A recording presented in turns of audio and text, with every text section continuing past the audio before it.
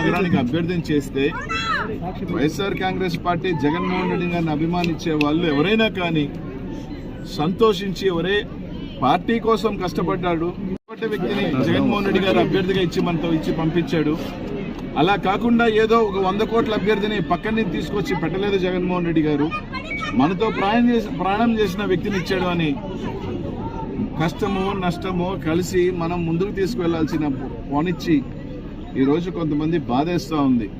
పదవులు పొందిన వాళ్ళు వైఎస్ఆర్ కాంగ్రెస్ పార్టీలో గౌరవం ఇచ్చిన పార్టీని కేవలం ఒక ముస్లిం అభ్యర్థికి ఇచ్చారని చెప్పి పార్టీని వీడటం ఎంతవరకు సమంజసమని అడుగుతా ఉన్నా.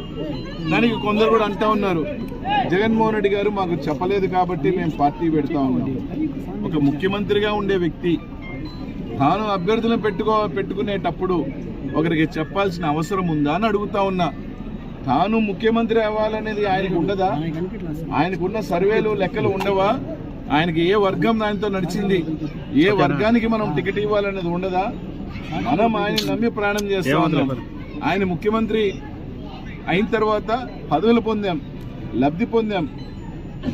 ఈరోజు ఆయనకి మనం తిరిగి ఇవ్వాల్సిన ఆయన ఒకరిని పెట్టినప్పుడు మనము వెనకడుగు వేసి పుట్టి సాకులు చూపించి వెళ్ళిపోవటం అనేది ఎవరైనా కానీ, అది ఎంత పెద్దవాళ్ళైనా కానీ మంచి పద్ధతి కాదు అని చెప్పి తెలియజేస్తా ఉన్నా. రేపు ఇక్కడ ఉన్నారు, అనుభవించారు, అక్కడికి వెళ్ళారు, ఓహో అక్కడ కూడా ఒకవేళ కానీ మీకు ఏమైనా చెప్పకపోతే ఇంకో పార్టీ అంటే మీకు అన్నీ చెప్పాలా? ముఖ్యమంత్రిగా ఆయనకున్న డిసిషన్ మేకింగ్ ఆయనకు ఉంటుంది, రైట్? ఎవరు అభ్యర్థిని పెట్టినా ఇదిగో ఈయన అభ్యర్థిని పెడుతున్నాను అంటే రైట్, ఆయన ముందుకు తీసుకుని వెళ్ళి మనందరం బలపరిస్తే, వైఎస్ఆర్ కాంగ్రెస్ పార్టీ నెల్లూరు నగరంలో కార్యకర్తలు నాయకులు బలపరిస్తే ఖచ్చితంగా ఖలీల్ భాయ్ పెద్ద అభ్యర్థి. పార్టీ కన్నా బలం ఎవరున్నారు? వ్యక్తుల బలమా ఇక్కడ? పార్టీ బలం, జగన్మోహన్ రెడ్డి గారి బలం. అది మర్చిపోయి